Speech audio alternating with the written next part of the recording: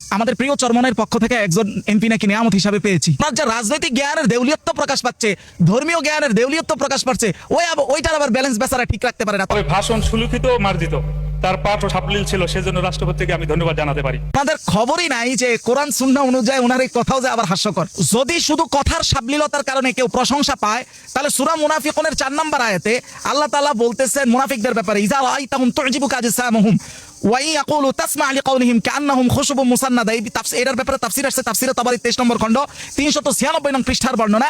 রাসূলকে আল্লাহ তাআলা বলতেছেন, ইযা রাআইতা ইয়া মুহাম্মদ, হে মুহাম্মদুর রাসূলুল্লাহ, আপনি যখন এই মুনাফিকদেরকে, হাউলাইল মুনাফিকিনা ইয়া মুহাম্মদ, আপনি যখন এই মুনাফিকদেরকে দেখবেন, তু'জিবুকা আজসামুহুম, তাদের বডি ল্যাঙ্গুয়েজ আপনাকে মুগ্ধ করবে, ওয়া ইয়াকুলু তাসমা' লিকাউলিহিম, তাদের কথা, তারা যখন কথা বলে কথার সাবলীলতা এত সুন্দর মানুষ মুগ্ধ হয়ে শুনে, কান্নাহুম খুশুবুম মুসান্নাদ, তারা যেন ঠেস দেওয়া একটা কাঠের মতো, মানে দেখতে সুঠাম কিন্তু আসলে ভিতরে কিছু নাই। তাহলে কথার শুধু সাবলীলতার জন্য যদি কেউ প্রশংসা পাইতো, আব্দুল্লাহ বিন উবাইর আগে পাওয়ার কথা ছিল। খারিজিরা তো আল্লাহর আয়াত দিয়েই বলতো যে আমরা আল্লাহর আইন চাই, কিন্তু তারা মুখে বলতো আল্লাহর আইন চাই, কিন্তু উদ্দেশ্য তাদের এটা ছিল না।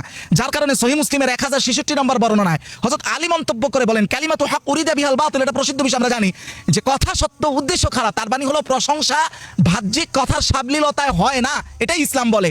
উদ্দেশ্য কি সেটাকে ভিত্তি করেই প্রশংসা হয়। এখন ওনাদের এই অবস্থা কেন জানেন? ওনারা আসলে এক ধরনের বাইঙ্গা চিপায় পড়েছে ওই একলা চলা নীতির কারণে। যেই কথাটাই আসলে সূরা আনফালের 46 নম্বর আয়াতের পর আল্লাহ বলছেন, ওয়ালা তানাজাউ, নিজেদের মধ্যে বিভেদ করিও না, ফাতাফশালু, করলে অসফল হবা।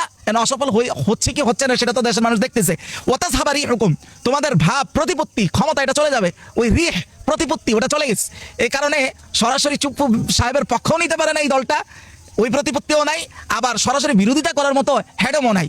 দুইটাকে সামঞ্জস্য ব্যালেন্স করতে গিয়ে ওনার যে রাজনৈতিক জ্ঞানের দেউলিয়ত্ব প্রকাশ পাচ্ছে, ধর্মীয় জ্ঞানের দেউলিয়ত্ব প্রকাশ পাচ্ছে, ওইটার আবার ব্যালেন্স বেচারা ঠিক রাখতে পারে না। তবে জামাতের খোঁচা দেয়, ওই বেচারা জামাত একটা দল, এটা খোঁচাখুচি করার ব্যালেন্স কিন্তু সবই ঠিক আছে।